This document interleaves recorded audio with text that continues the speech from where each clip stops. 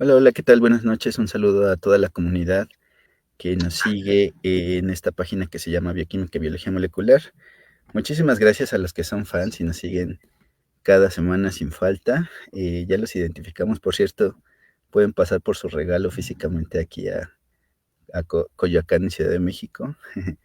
Gracias a la gente que ha sido, bueno, que nos ha seguido durante más de 2 años de transmisiones. Justamente el día de hoy estábamos actualizando los seminarios web en YouTube y pasamos el seminario número 100 hace 2 seminarios. Entonces, pues digamos que estamos muy contentos de trabajar en esto.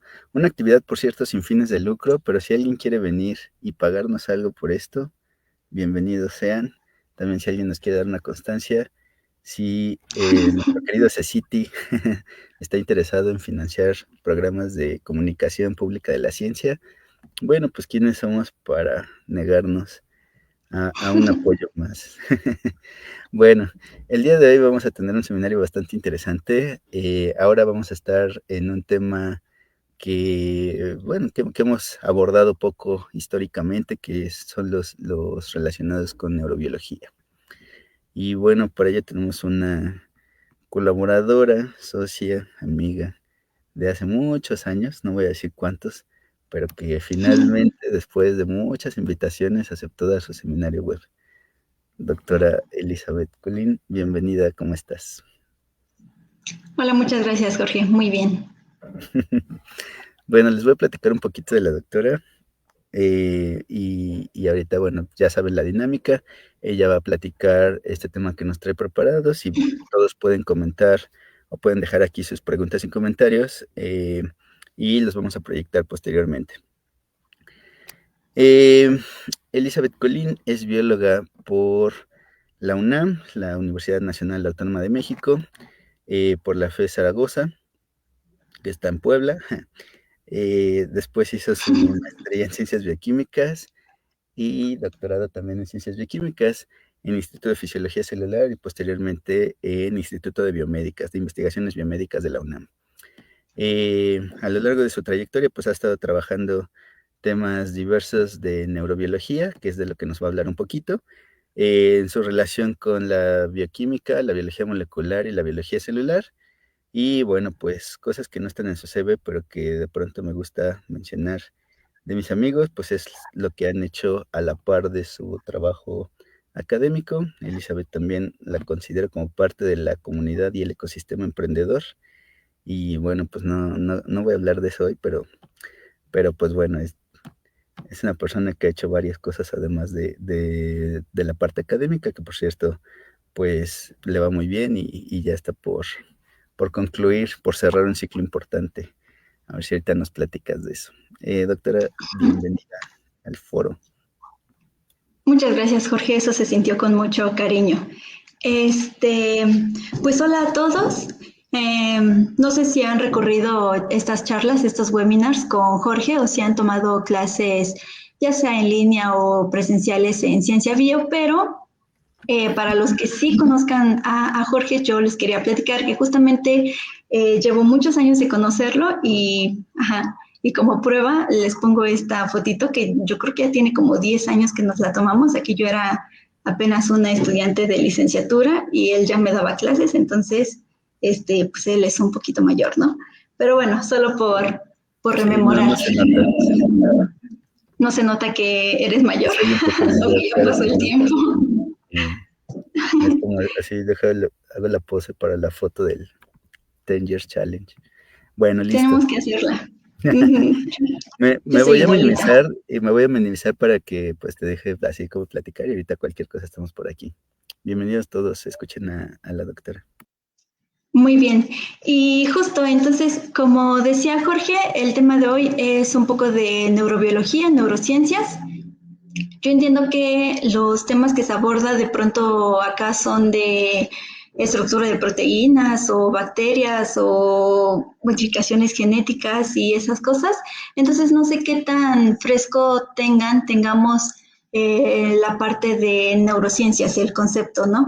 Entonces, antes de platicarles de qué fue mi tema de proyecto de doctorado, pues quisiera que recordáramos que, bueno, Nuestro sistema nervioso es aquel por el que, gracias a este, podemos tener todas las funciones que conocemos, ¿no? Escuchar, oler, hablar, sentir, pensar, aprender, recordar, todo lo que se les ocurra acerca de nuestro cuerpo, de su funcionamiento, en algún punto tiene que ver con el sistema nervioso. Entonces, por eso me encanta, somos nuestro sistema nervioso. Y bien, entonces recordarán que el personaje principal a nivel celular de este sistema nervioso, pues es la neurona.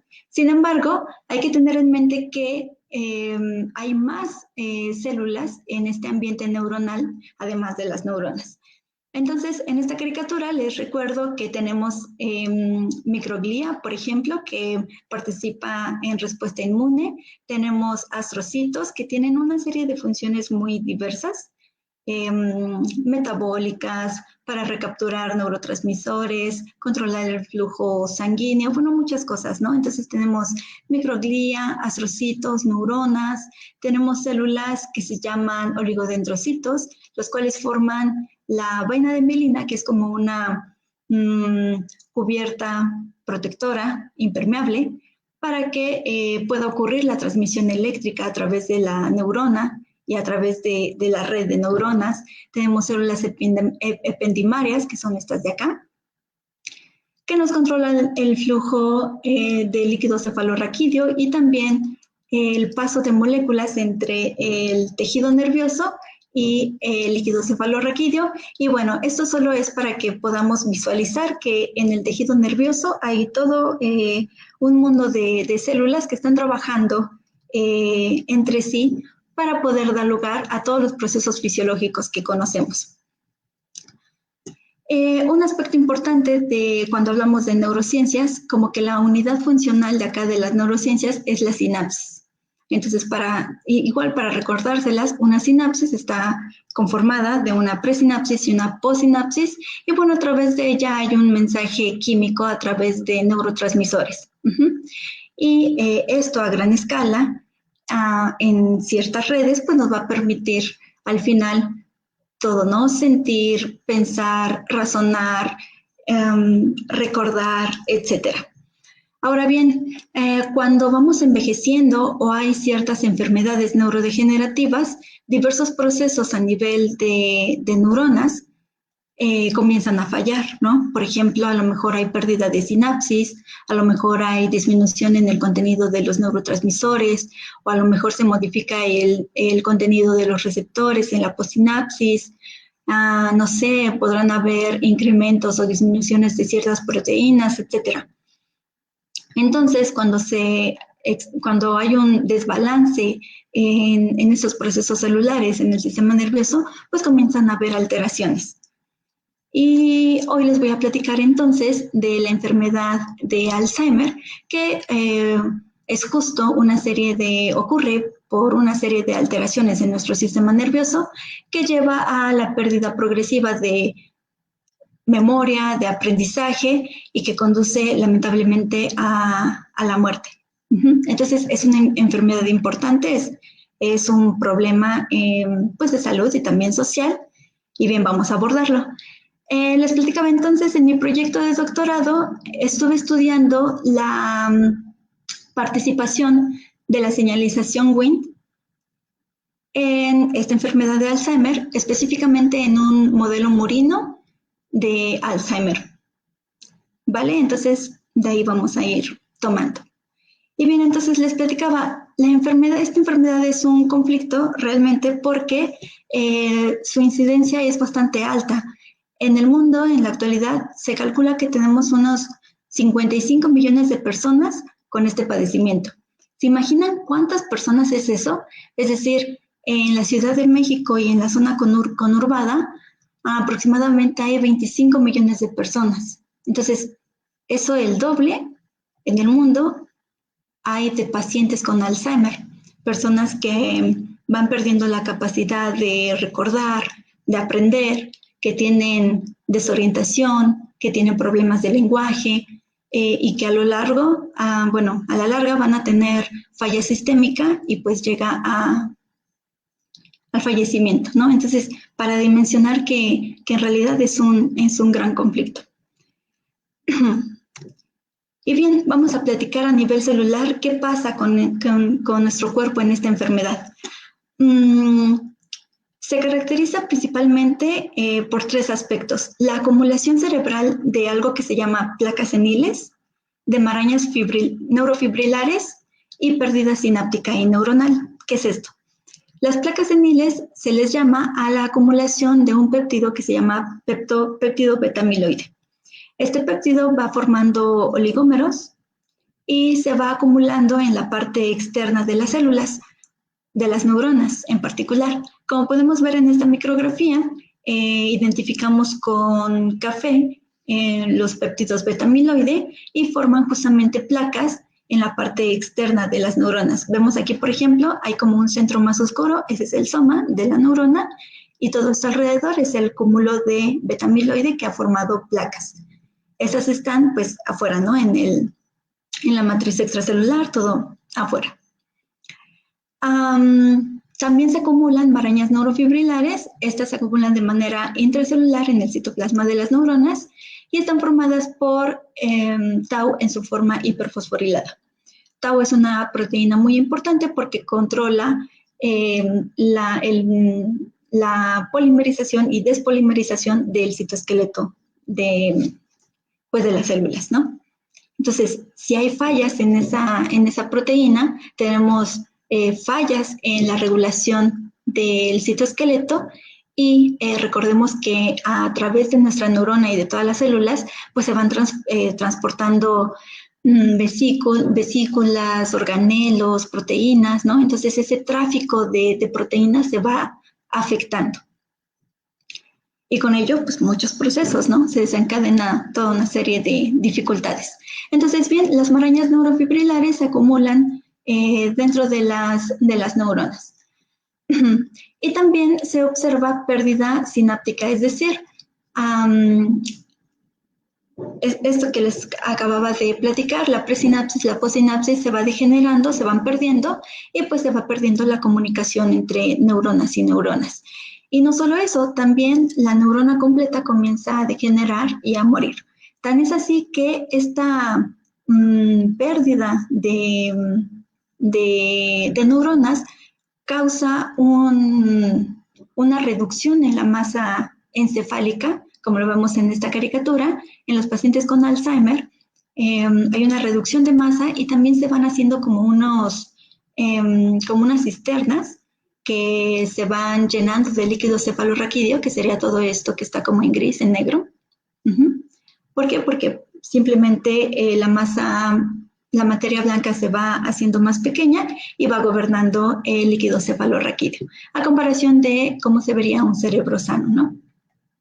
Y bien, otra cosa interesante de esto, placas y marañas neurofibrilares, es que las placas seniles, comienzan a invadir como que desde la parte más externa del cerebro, en la corteza, y luego se van formando en regiones más internas del cerebro hasta llegar al hipocampo. No sé si se lo imaginan, como de afuera hacia adentro.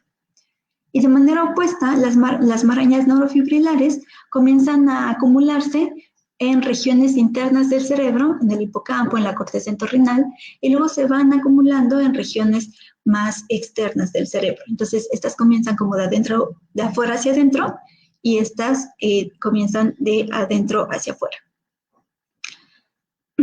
Otra cosa interesante para mencionar es que justamente la progresión en la acumulación de marañas neurofibrilares correlaciona con el déficit cognitivo de los pacientes, es decir, los pacientes entre más marañas neurofibrilares tengan, mayor déficit cognitivo tienen. Y bien, esta enfermedad se ha caracterizado, se ha diferenciado en 2 tipos de acuerdo a su etiología. Tenemos el Alzheimer familiar, el cual se origina por mutaciones genéticas hereditarias, y tenemos el Alzheimer esporádico. En el caso del Alzheimer esporádico, no hay como tal un origen único, sino que se desarrolla debido a múltiples fallas que se van combinando y que dan origen a toda la sintomatología de esta enfermedad. Uh-huh. Entonces, en la enfermedad de Alzheimer familiar se han reportado diversas mutaciones en 3 genes. En 3 genes que codifican para las proteínas APP, PCN1 y PCN2. Siempre estos genes. Y es interesante que estos genes justamente participan en el procesamiento de la proteína beta-amiloide. Es decir, estos genes participan en la formación de las placas seniles. Y simplemente con que las personas tengan mutaciones en alguno de estos genes y se comiencen a acumular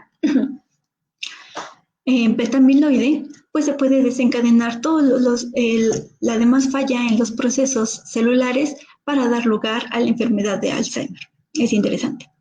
Y bueno, en la enfermedad de tipo esporádico, les decía, no hay una causa única, pero hay diferentes factores de riesgo que se han identificado que podrían estar asociados con la generación de esta enfermedad.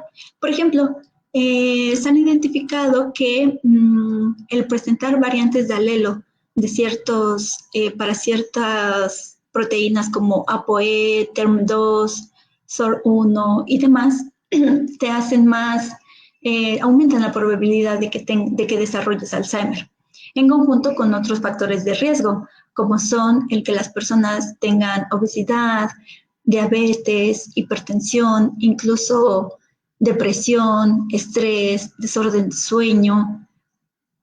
Hay muchas cosas que se consideran factores de riesgo para el desarrollo de esta enfermedad. Cuídense mucho. Y bien, también es interesante que esta enfermedad en realidad comienza muchos años antes de que sea diagnosticada. Es decir, se ha reportado que las alteraciones en el contenido de líquido cefalorraquídeo de beta-amiloide, que es esto que veíamos acá, se han encontrado desregulaciones desde 25 años antes del diagnóstico de la enfermedad.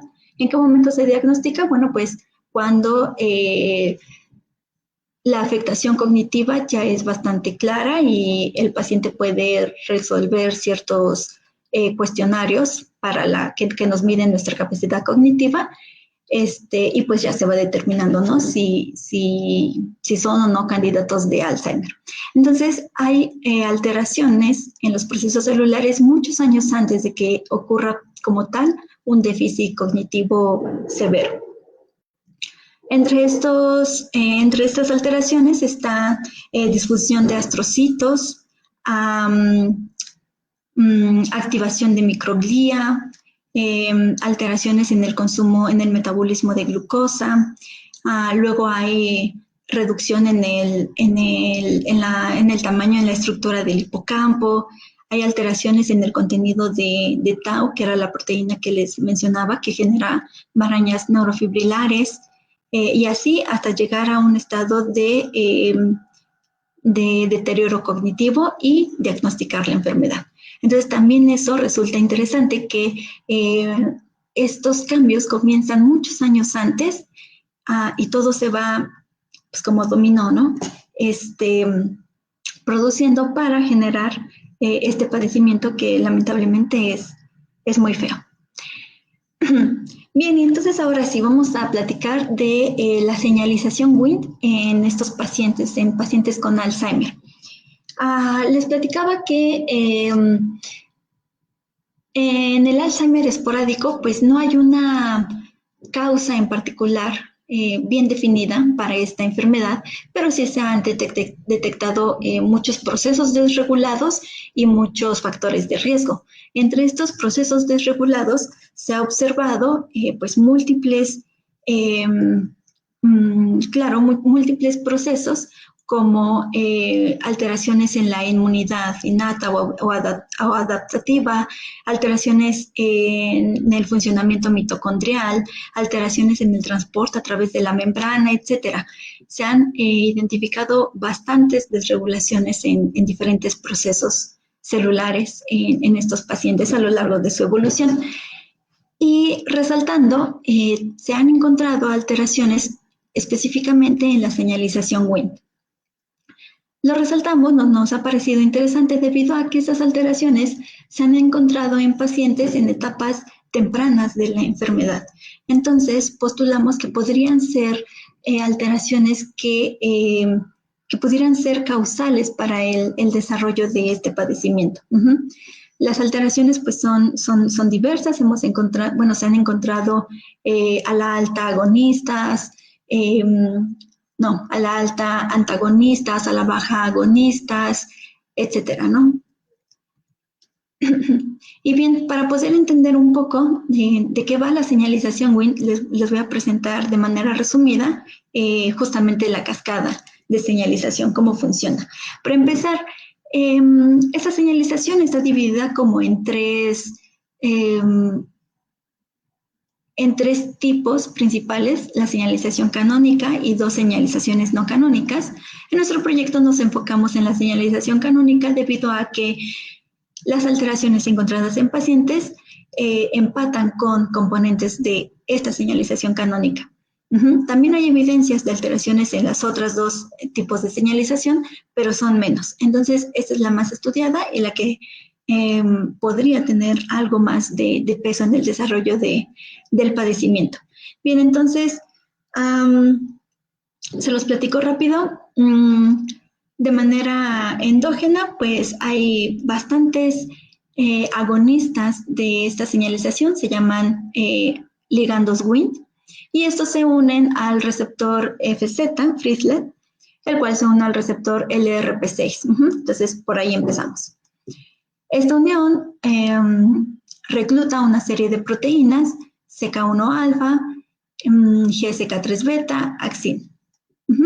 Y este reclutamiento va a permitir que en el citoplasma se acumule beta-catenina, se pueda traslocar al núcleo y en el núcleo funcione como activador de factores de transcripción para la expresión de diferentes genes que van a estar participando en funciones como diferenciación celular, en formación y mantenimiento de sinapsis, en sobrevivencia celular, en un montón de cosas que tienen que ver con el mantenimiento sináptico en un cerebro adulto. Y lo menciono adulto porque esta señalización también participa durante el desarrollo y también participa en otras regiones del cuerpo que no necesariamente son cerebro. Pero aquí, en este proyecto, nos enfocamos en su función en el cerebro en enfermedad neurodegenerativa. Entonces, bien, esto es cuando la vía está activada y esto es cuando la vía está inactivada.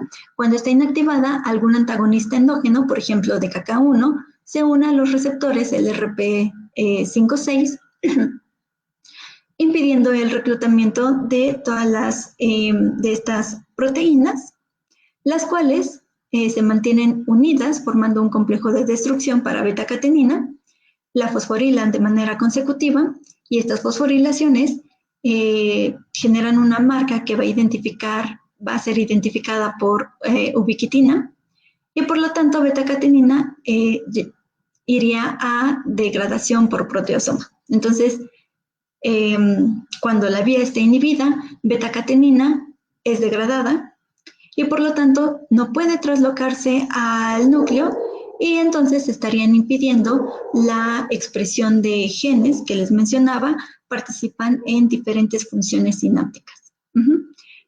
Y bien, entonces el supuesto es que en pacientes con Alzheimer, incluso en una etapa, digamos, temprana del padecimiento, parece que hay un impedimento en diferentes componentes de esta señalización canónica y justamente esas son las cosas que exploramos en nuestro proyecto. Un poquito. Entonces, de evidencias, yo creo que me las voy a pasar un poquito rápido para no tardarnos tanto, o mejor créanme. Por ejemplo, se ha visto que en cerebros postmortem de pacientes hay un incremento en el contenido del antagonista de DKK1, que es este que veíamos acá. Entonces, en cerebro de pacientes con Alzheimer hay mucho DKK1. Entonces, pudiera ser que este incremento de DKK1 estuviera impidiendo la señalización. de esta vía. También se ha observado, por ejemplo, que fuera de la enfermedad, agonistas de la señalización canónica como Wnt7a promueven la formación de sinapsis, facilitan la transmisión sináptica, potencializan la comunicación sináptica, modifican la estructura de la sinapsis para hacerla más activa, más eficiente. Y por lo tanto, entonces, con esto les quiero platicar de los efectos positivos en plasticidad sináptica que tiene la señalización Wnt, en particular efectuada por el agonista Wnt7a, que es uno de los agonistas que también retomamos en nuestro proyecto. Entonces, para no hacérselas larga y platicarles todo esto, resumiendo, en este proyecto se trabajó con un ratón transgénico que tiene 3 mutaciones, 2 mutaciones que participan en el procesamiento de beta-amiloide y una mutación, en el gen para tau. Entonces, debido a estas 3 mutaciones, este ratón va desarrollando a lo largo de su envejecimiento muchas de las características que distinguen a la enfermedad de Alzheimer. Por ejemplo, a eso de los 6 meses, estos ratones presentan alteraciones en la funcionalidad sináptica. También presentan déficit en memoria espacial, presentan activación de microglía, activación de astrocitos, que son cosas que habíamos platicado en la primera diapositiva que se han encontrado en pacientes. A eso de los 12 meses ya es muy clara la acumulación de A-beta y de fosfotau que forman las placas seniles y las marañas neurofibrilares en pacientes, como les había platicado. Entonces, durante su envejecimiento, el ratón va desarrollando algo parecido al Alzheimer. Y para nuestro proyecto lo que hicimos fue determinar cómo se encontraban los niveles de algunos componentes de la señalización Wnt canónica en este ratón transgénico a lo largo de su envejecimiento, primero en una etapa juvenil, luego en una etapa adulta y en una etapa envejecida, ¿no? Para ver en qué momento de este padecimiento comienzan las alteraciones, si es que realmente las hubiera. Y bueno, esto lo comparamos también con nuestros controles que fueron ratones wild type. Las cuantificaciones se hicieron siempre por Western blot y lo trabajamos en el hipocampo. ¿Por qué en el hipocampo? Porque es una región muy importante que participa, muy importante para el desempeño en aprendizaje y memoria, y es como el punto medular de las afectaciones que ocurren en el Alzheimer. Estudiamos también un poco diferencias entre algunos de estos componentes entre machos y hembras. ¿Por qué? Porque en la enfermedad de Alzheimer, como en muchas otras, parece que hay una tendencia, bueno, en este caso parece que hay una tendencia en que en mujeres el Alzheimer es más frecuente, hay mayor incidencia y también es más severo. Entonces, también para explorar un poco diferencias respecto al sexo, pues exploramos en machos y hembras algunos de estos componentes. Posteriormente, después de ver cómo estaban los niveles de componentes de esta señalización, nuestra premisa era que si la señalización estaba impedida, ¿qué pasaría si tratamos de reactivar la señalización administrando en el cerebro uno de los agonistas que participan en plasticidad sináptica? Como les platicaba en las primeras diapositivas, el agonista Wnt7a. Entonces, lo que hicimos como segunda parte del proyecto fue que en ratones adultos, los cuales ya tienen, como les presenté hace rato, los cuales ya comienzan con problemas sinápticos, con problemas en memoria. ¿Qué pasa si a estos ratones les administrábamos el agonista Wnt y cómo reacciona a nivel de conducta? Para ver si su memoria mejoraba o si se impedía este deterioro cognitivo. Entonces, bueno, esta administración está muy padre porque se realiza a través de una mini bomba osmótica. la cual se conecta directamente al cerebro. En nuestro caso, la conectamos al ventrículo lateral, donde va circulando todo el líquido cefalorraquídeo, y lo dejamos durante 14 días que accionara. Al término de los 14 días, bueno, primero una semana y luego, bueno, a una semana de tratamiento, perdón, evaluamos la conducta de los ratones para ver, en una prueba sencilla de reconocimiento del lugar del objeto, para ver si los ratones pueden recordar o no la posición de un objeto previamente aprendido. Y bueno, después de este tratamiento, los ratones se sacrificaron para poder determinar el contenido de algunas proteínas que son componentes de la señalización Wnt, o bien que son proteínas sinápticas que nos podrían hablar de una modificación en la sinapsis debido a nuestro tratamiento. Entonces, les platico. En realidad son como bastantes gráficas, pero en resumen, lo que fuimos encontrando es que en hipocampo, por ejemplo, en ratones transgénicos, en ratones que desarrollan algo similar al Alzheimer, encontramos que el antagonista de la vía de KK1 incrementa conforme los ratones van envejeciendo, conforme se desarrolla el padecimiento, y ese aumento fue significativo.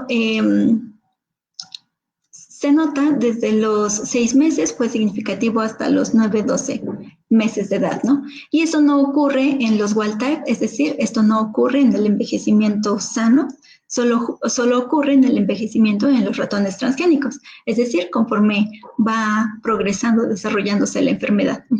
Entonces, encontramos un aumento del antagonista, que nos estaría indicando que podría haber un impedimento en la señalización. También exploramos el contenido de uno de los agonistas, Wnt7a, recordando, y observamos que hay un decremento en este contenido, en este antagonista, hasta los 9 meses.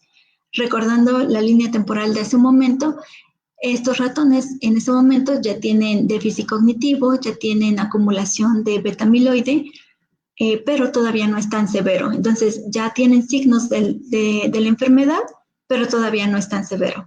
Entonces, en estos momentos hay una disminución de al menos uno de los agonistas, Wnt7a, muy importante en la plasticidad sináptica. Y encontramos un decremento en el contenido del receptor, el RP6, que sería aquí en del diagrama. Y este decremento lo encontramos que es significativo hasta los 18 meses de edad del ratón. Es decir, en una etapa en donde ahora sí, de manera severa, hay déficit cognitivo, hay acumulación de A-beta, hay acumulación de fosfotao y muchos otros procesos alterados. Entonces, parece que este impedimento, estas alteraciones que encontramos, comienzan como de río arriba hacia...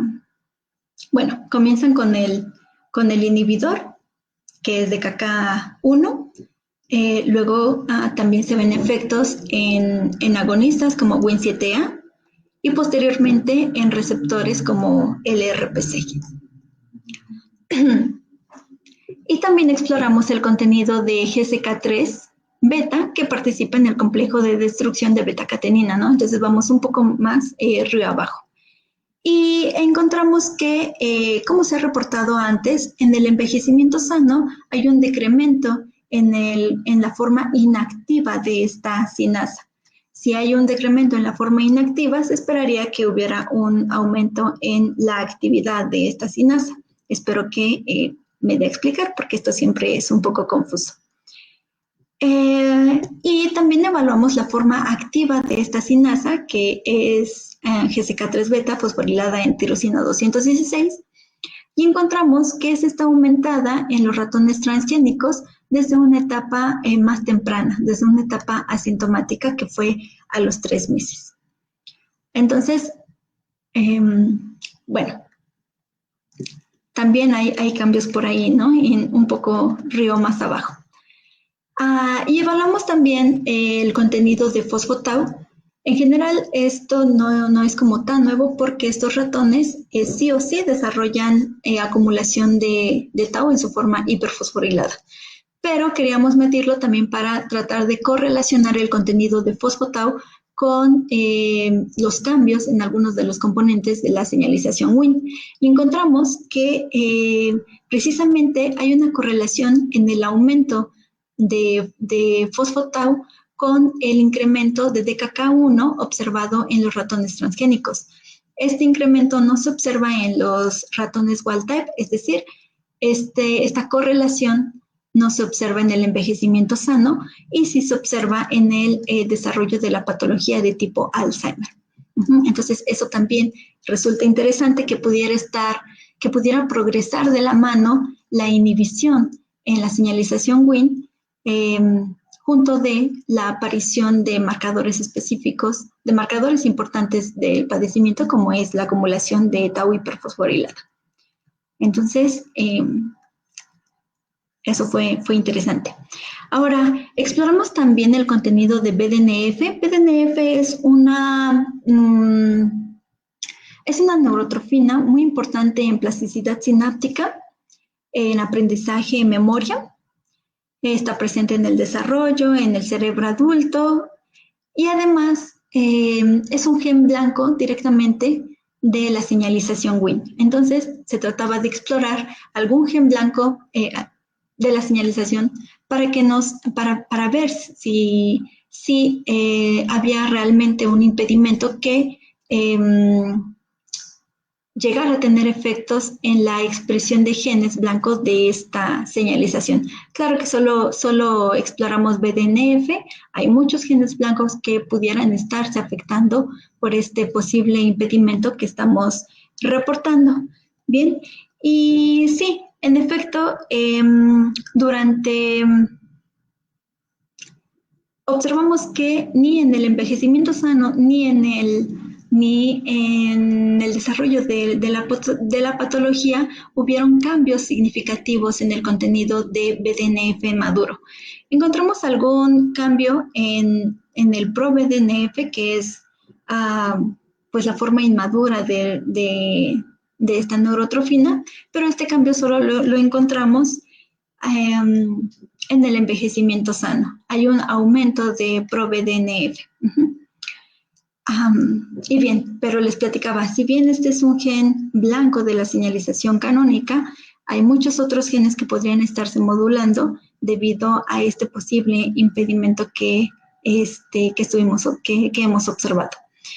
Y bien, entonces recordemos que en las primeras diapositivas les platiqué que hubo un incremento significativo en el contenido de DKK1 y decidimos explorar si había una diferencia entre machos y hembras, tanto en el envejecimiento sano como en la patología de tipo Alzheimer. Y encontramos que las hembras tienen el contenido de DKK1 es mayor incluso respecto al contenido que se encuentra en los machos, a pesar de que el contenido que encontramos en los machos sigue siendo aún mayor que el contenido en el hipocampo de ratones sanos. Entonces, si bien en machos de todos modos hay más DKK1 que en el wild type, en hembras hay todavía más que en machos con Alzheimer, y que en machos normales. Y esto fue algo que no esperábamos, algo muy interesante, y que se podría asociar con que en los humanos, en las pacientes, justamente les platicaba que hay una mayor incidencia y mayor severidad en las mujeres respecto a los hombres. Entonces, esto también es algo para tomarse en cuenta, para seguir explorando el papel. ¿Qué podría significar esto en torno a las cosas que nos hacen biológicamente mujeres, ¿no? Las hormonas, estrógenos, etcétera. Que por ahí hay más que platicar, pero me voy un poco rápido. Y bien, entonces una vez que observamos que varios componentes de la señalización están haciendo probablemente que esta vía esté impedida, decidimos administrar al agonista Wnt7A directamente en el ventrículo lateral para ver si se podía restablecer, reactivar esta señalización y ver si habían modificaciones a nivel de conducta y de sinapsis, modificaciones positivas. Entonces, les presento rápidamente estos ratoncitos. Tenemos un estereotáxico, hacemos una cirugía, una microcirugía, les insertamos en coordenadas específicas que dan directamente al ventrículo una cánula que está conectada a la minibomba osmótica, la cual va a estar inyectando de manera continua, a un flujo continuo y controlado, el fármaco que tengas aquí, en este caso Wnt7A. Entonces, este es el ratoncito. Los ratoncitos lo reciben muy bien. Este debería de ser un video. Qué triste que creo que no puedo o no está hoy. Bueno, déjenme ver si... Ahí está. Entonces, es una cirugía muy compleja. El ratoncito es muy pequeño para tanta manipulación, realmente es invasiva, pero los ratoncitos responden bastante bien. La bomba, le llamamos bomba, no dificulta su movimiento, su ánimo. Los ratoncitos reaccionan bastante bien en general, ¿no?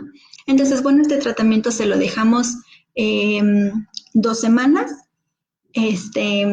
una semana como de reposo, y la segunda semana se realizó conducta para evaluar los cambios cognitivos en memoria y aprendizaje. Y bien, tal vez una pregunta que podría ser recurrente, o que nos pidieron los referees, era si después de 14 días de estar el reactivo en esta bomba, pues seguiría teniendo efecto biológico. Y para comprobar que sí, que después de 14 días aquí implantado, el Wnt7A sigue teniendo efecto biológico, pues lo que hicimos fue retirar Wnt7A de una bomba que estuvo implantada durante 14 días, lo pusimos en un cultivo de neuroblastoma que se encontraba en diferenciación para observar si habían cambios morfológicos en estas neuronas en diferenciación, cambios que previamente ya se han descrito. Y bien, entonces se los presento en estas micrografías, donde observamos que están al revés. Me acabo de dar cuenta que estos letreros están al revés. Este es el control, este es el administrado con Wnt, pero bien, lo que quiero que observen es que aquellos que fueron administrados con Wnt7A después de 14 días de haber estado en el implante, pues estas neuronas generan más proyecciones, más neuritas. A esto le llamamos filopodios, le llamamos lamelopodios, y son clásicas son reestructuraciones del citoesqueleto y de la membrana en los momentos en donde las neuronas están tomando forma, se están diferenciando a neuronas. Entonces, todos estos piquitos que vemos por aquí se van a ir madurando y van a generar proyecciones, ¿no? Dendritas, axones. Entonces, aquí vemos como bastantes, todo esto. Y aquí en los controles, claro que también vemos algunas de estas proyecciones, pero son menores, son menos. Este tratamiento se puso solamente durante 24 horas, entonces con una exposición de tan solo 24 horas hay un cambio morfológico. Bien, entonces ya, una vez que comprobamos que sí conserva su actividad biológica, entonces ahora sí les platico los cambios que vimos en estos ratoncitos. Y bien, ahora pienso que estos colores no se ven mucho.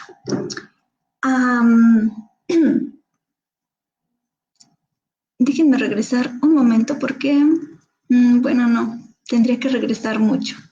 Bien, lo interesante de esta diapositiva es que para esta prueba los ratoncitos se ponen, se lo van a tener que imaginar porque no tengo un esquema, los ratoncitos se ponen en en un cuadrante, en una caja, y se colocan dos objetos iguales a distancias iguales, equidistantes.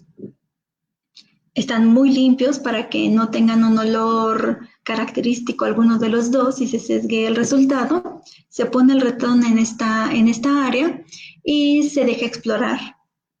Entonces, por naturaleza, los ratones van a explorar los objetos que le parecen novedosos, que le parecen diferentes. Ajá. Entonces, la prueba se hace en dos exhibiciones. En la primera, los ratones van a estar explorando el mismo tiempo el objeto A del objeto B. Y así, se contabiliza, se graba y se contabiliza.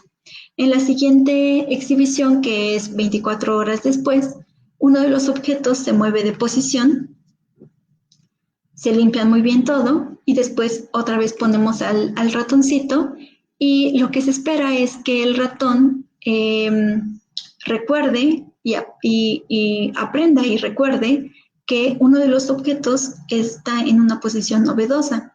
Entonces, lo que se espera de un ratón con un buen desempeño en memoria, con un buen desempeño cognitivo, es que le dedique un mayor tiempo de exploración al objeto que se movió, al objeto que tiene una posición novedosa. Entonces, de esto va la prueba y sería el resultado de esta gráfica en donde los ratones, antes de ser administrados con Win7A, le dedican el mismo tiempo de exploración el día A ambos objetos que el día B a ambos objetos. Es decir, no recuerdan cuál de estos objetos fue movido y exploraron al mismo tiempo ambos objetos ambos días, antes del tratamiento. Antes del tratamiento, estos ratones tenían unos 7 meses. Y luego, después del tratamiento, los ratones, y todos estos son transgénicos, los ratones transgénicos que no recibieron Win7A tampoco recuerdan la posición del objeto, la nueva posición del objeto. Entonces le dedican el mismo tiempo a ambos objetos en el día A y en el día B.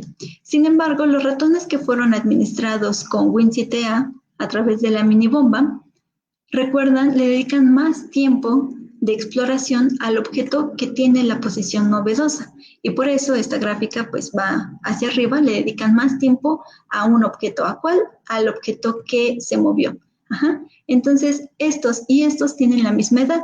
Es decir, están en la misma etapa de desarrollo de la enfermedad. Pero los que no recibieron Win7A no recordaron en esta prueba y los que sí recibieron Win7A sí recordaron en esta prueba, ¿no? Entonces, es como en nuestro resultado, el que presumo, pues, porque a pesar de que son ratones que ya están en una etapa media del padecimiento, la administración de Win7A consigue que tengan un mejoramiento en su memoria espacial. Bien, y bien, en esta gráfica es la misma prueba, pero se aplicó a ratones jóvenes que sí son transgénicos, pero en una etapa en la que su memoria espacial todavía no está afectada. Entonces, justamente estos ratones que todavía no están afectados en memoria espacial, pues dedican más tiempo de exploración al objeto que se mueve de posición, al objeto con posición novedosa.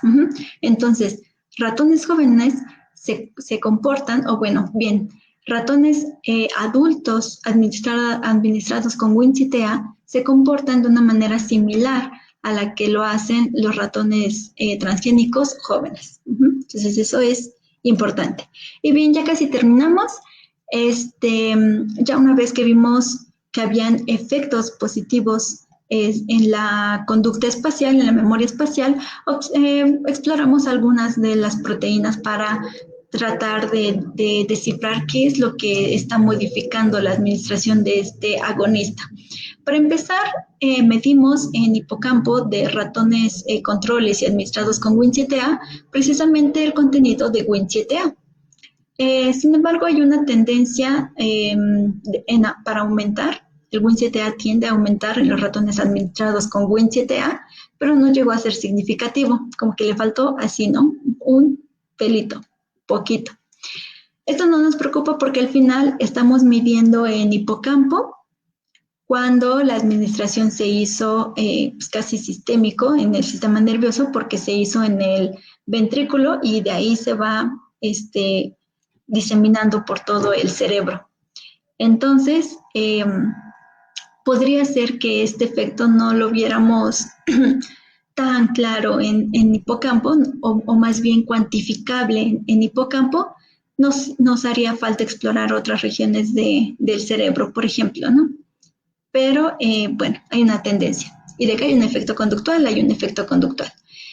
Después nos preguntábamos si los niveles de beta-catenina, que es la que se trasloca al núcleo para promover la transcripción de genes, queríamos ver si esto cambiaba, si los niveles de beta-catenina cambiaba.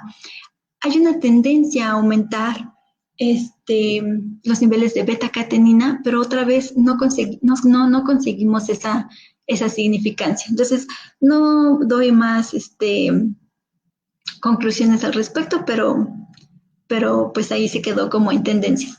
Lo que sí observamos y de manera muy clara y bonita fue un aumento en hipocampo en sinaptofisina, justamente en los ratones administrados con Win7A.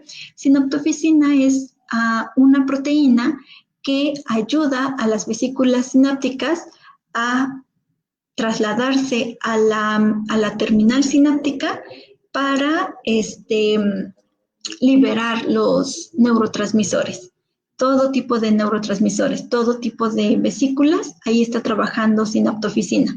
Entonces, un aumento en el contenido de sinaptofisina podría hablarnos de una mayor eficiencia en la sinapsis y por lo tanto tal vez en la comunicación sináptica, ¿no? Que estuviera dando como resultado este mejoramiento en la prueba de memoria espacial. Entonces, estos son ratones adultos que ya estaban afectados, pero Win7A provocó un aumento en sinaptofisina. Y esto es presináptico. Exploramos PSD95, que es una proteína de la postsinapsis. Aquí no vimos ningún cambio, entonces podríamos estar pensando que los cambios ocasionados ocurren en la presinapsis y no en la postsinapsis. Y también exploramos una proteína que se llama BGF. Lo mismo, participa en memoria, en la generación de LTP, y también parece ser un importante blanco como marcador, como biomarcador para el Alzheimer. Bueno, es una proteína importante en la sinapsis, ¿bien? Entonces la exploramos y vimos una tendencia a que aumentara en los ratones administrados con Win7A. Y de repente estas cosas me hacen no creer en la estadística. Yo todos quisiéramos que esto saliera significativo, pero se quedó otra vez como a un pelito, ¿no? A 2 ratones más de que fuera significativo. Y bien, esos son los resultados del proyecto de doctorado. Voy a cambiar de pantalla para poderlos ver. Bien, esos son los resultados del proyecto de doctorado.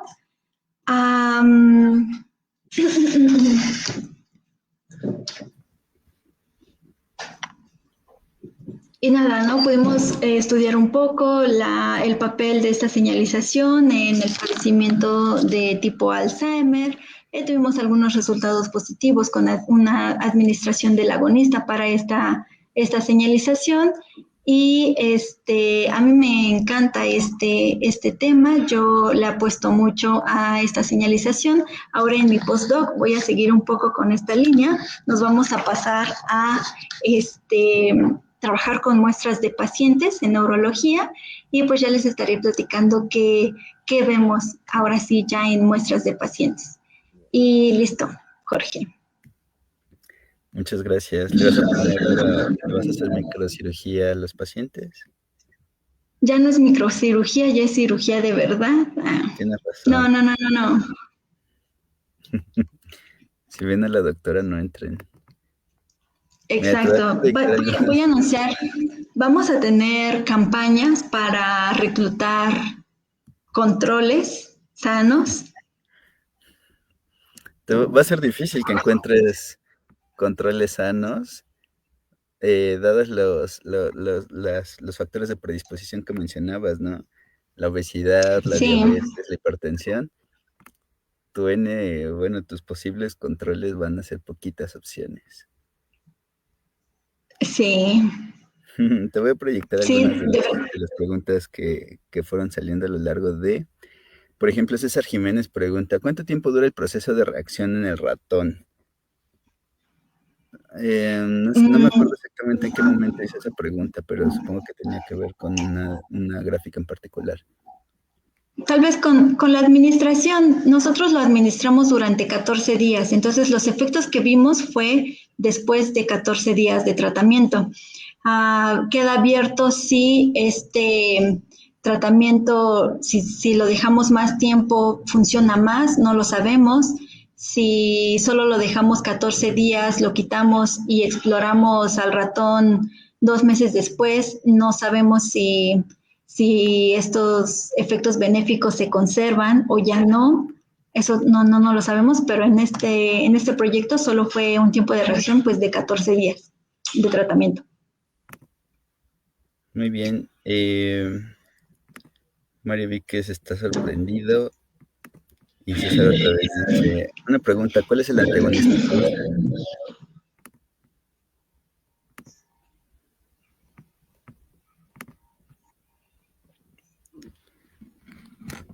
Esto fue ya al final casi, Uh -huh. y creo que era el DKK1, creo. Uh -huh. Sí, el antagonista es de KK1, pero ese no lo administramos, ese nada más lo medimos. El agonista es Wnt7A, ese sí lo administramos. Te paso el número de catálogo a personal, por si se lo quieren tomar. Muy bien, comercial. Pues mira, tengo algunas preguntas, igual estas son como más para reflexionar. Por ejemplo, decías que esta enfermedad del Alzheimer es como multifactorial y que pues hay una predisposición genética, pero que no determina totalmente la enfermedad, ¿no? Uh -huh. ¿Sería posible de todos modos hacer como un tipo de diagnóstico basado en secuenciación? O sea, podría ser que o están bien identificadas las variantes de los genes estos como el APP o el PSEN, que puedas decir, pues este colega va a desarrollar Alzheimer en el futuro o algo así. Uh -huh. En la versión familiar, la hereditaria, sí, absolutamente. Están muy bien identificadas las mutaciones en los 3 genes, PSEN1, PSEN2 y APP. Son muchísimas. Para PSEN1 hay más de 100. Para los otros dos hay como 30 de cada uno, pero pues son muchas, ¿no? Esas sí están muy bien determinadas y como son familiares, entonces, pues incluso las familias que tienen Alzheimer hereditario, pues ya están muy bien identificadas.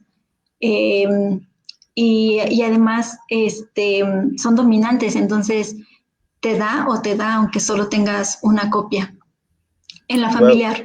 Y en la esporádica, ajá, y en la esporádica, identificar las variantes de alelo, sí te da como una pista de, oye, cuidado, no seas, ajá, cuida más tu salud porque tú ya eres un candidato para Alzheimer.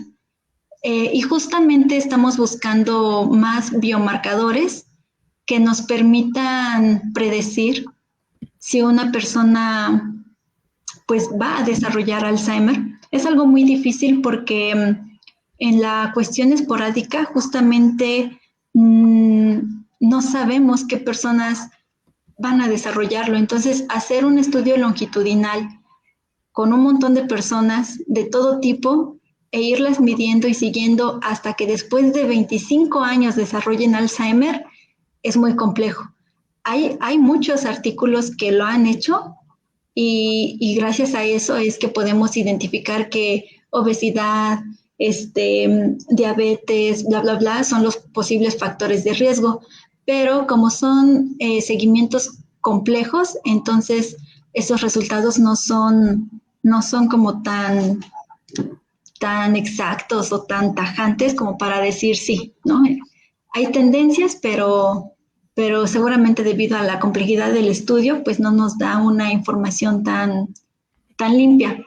Y justamente hay también muchos trabajos de transcriptómica, de proteómica, que nos van arrojando sobreexpresión de genes o de proteínas en diferentes etapas de la progresión de la enfermedad en los pacientes y que estos cambios, estas desregulaciones las estamos siguiendo para poder identificar biomarcadores específicos de cada periodo de la enfermedad.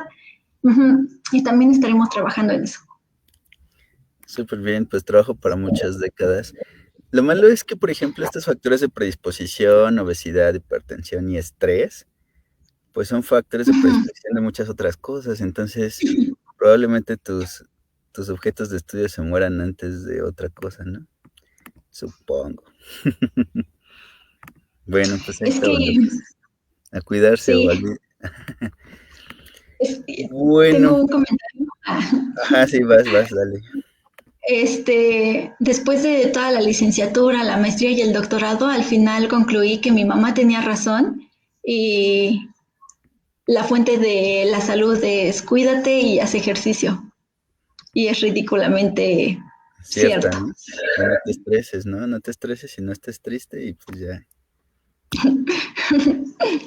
Sí, Y por justo. ejemplo, esto del LRP6, ese es un Uh-huh. receptor de lipoproteínas, ¿no? ¿Tiene alguna asociación Uh-huh. directa, pues? Por ejemplo, el tema de la diabetes o la hipertensión con el receptor y la enfermedad como tal.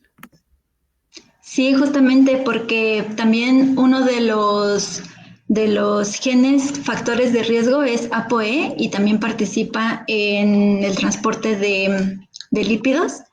Entonces, parece ser que durante desórdenes metabólicos asociados a los lípidos, como la obesidad, pues se desarrollan ciertos procesos, entre ellos inflamación crónica, y todo eso va desencadenando una serie de cosas que al final promueve acumulación de fosfatado, de A beta, porque al final todas estas alteraciones que yo les platicaba, hay un punto en el que convergen con aumentó fosfatado, aumentó A beta, hay inflamación.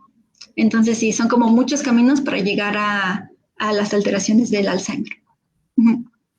Sí, está muy interesante. Y bueno, conectando con otros seminarios web, hace una semana justamente estábamos hablando, por ejemplo, de esto del efecto mariposa, que es algo matemáticamente modelable, digámoslo así, o sea, que sí es cierto que a veces una alteración se puede propagar como a diferentes niveles y bueno, pues las enfermedades son como un buen ejemplo, por si acaso. Y conectando con otro webinar muy interesante, que por cierto de alguien que conoces, que es Lorelei, justamente había un concepto que era bastante interesante, que era el de el envejecimiento sano, ¿no? Finalmente el Uh-huh. envejecimiento pues es un proceso de deterioro. Entonces, ¿cómo describiríamos qué es esto del envejecimiento sano? Uh-huh. Sí, pues que no es patológico, que no está acompañado de Alzheimer, de Huntington, de Parkinson, de demencias asociadas a la edad, etcétera. Entonces, un envejecimiento sano, si bien hay una serie de procesos celulares que van a deteriorar y que te van a llevar a la muerte, porque eso es el envejecimiento, el camino hacia la muerte, pues estaría parcialmente regulado, libre de patologías acompañantes o secundarias. Uh-huh. Sí, que es al final, o sea, al final hay inflamación, especies reactivas de oxígeno, estrés mitocondrial, bla, bla, bla. pero pues no tanto. Ok, no tanto. Pero pues no O sea, tanto. envejecer no es una enfermedad per se. Ah, pues, pues sí, no se considera una patología envejecer. Pues es el camino natural de la vida. Sí, está feo, pero sí, tienes razón. Sí. La Ay, evidencia está en la foto de mi primer diapositiva contigo y conmigo de hace 10 años. o sea que nos vemos peor. ¿No? Que somos envejecimiento sano, no, que el Ah, ya. transcurso de la vida es envejecer, es el camino natural de la vida. Ah, puede ser tu control malo. Tengo todos los factores de predisposición que mencionaste. Ansiedad, lo voy a Creo dejar que en eso no lo habías ansiedad. mencionado, pero bueno, sí lo tengo. Sí, ansiedad. Sí, bueno, pues ya nada más lo último, ya no hay más preguntas de este lado. ¿Tú conoces una peli que se llama El eterno resplandor de una mente sin recuerdos? Sí, Bueno, a la audiencia que igual no la ubica, véanla, es buena referencia y está bien chistoso porque justo aparece una empresa y de ahí de emprendimiento que pues se dedica a borrarte los recuerdos específicos, ¿no? Así como que es capaz de borrarte así como un evento traumático y demás. Y pues mucha gente lo usa así como para olvidar selectivamente así como temas de su historia. Y hay una pareja que quiere olvidarse uno al otro o algo así, ¿no? Entonces van y se borran su relación. Y está bien chido, pues eso daría mucho dinero a quien lo logre. Entonces igual y de pronto estudiando como como las vías del Alzheimer se podría hacer algo selectivo. La verdad no creo que sea selectivo, ¿no? Pero bueno, está interesante. Tiene que ver con esto. Muy poco, pero tiene que ver. con memoria. No, pero fíjate que tú diste hace muchos años un webinar que tiene más que ver con esto, el de Chucho, Jesús de redes neuronales. Él sí Sí. está haciendo eso, su trabajo está enfocado en estrés postraumático, entonces su objetivo es que las personas que sufrieron una vivencia muy intensa y que eso les produce algo feo, severo, al recordarlo, entonces tratan de identificar la red de neuronas que se activan para poder borrar específicamente esa memoria. Sí, sí se está haciendo, sí se Ah, qué está chido. haciendo.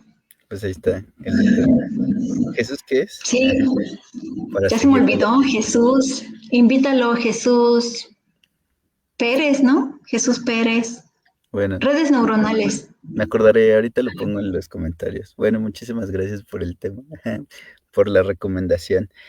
Y bueno, pues muchas gracias también por el seminario, Liz. Muy, muy bonito. Y seguro que va a estar muy chido. Ahí, por cierto, si quieren ver las figuras con más detenimiento, pues aquí también voy a poner el link del artículo. Me lo pasas Uh-huh. ahorita, por favor. Y pues acuérdense de citarlo y de seguir a Liz en sus redes sociales y así. Y bueno, pues nos vemos en la siguiente edición. Pues yo creo que la siguiente semana, si todo sale bien. Yo sé que ya es final de semestre y pues ya mucha gente no se conecta, pero pues aquí vamos a seguir. Pues pueden ver también los seminarios web grabados y pues esperamos sus comentarios. De todos modos, si por ejemplo vieran un seminario web de hace un año y se les ocurre una buena pregunta, de todos modos déjenla porque pues sí estamos al pendiente de todas las redes sociales. Entonces, muchísimas gracias, Liz. Nos vemos. Yo sé que a esta hora ya estás dormida, pero muchas gracias por aguantar y por estar con nosotros. Gracias a ti y a ustedes y adiós con mucho cariño. Nos vemos, que estén muy bien. Saludos a toda la comunidad. Bye.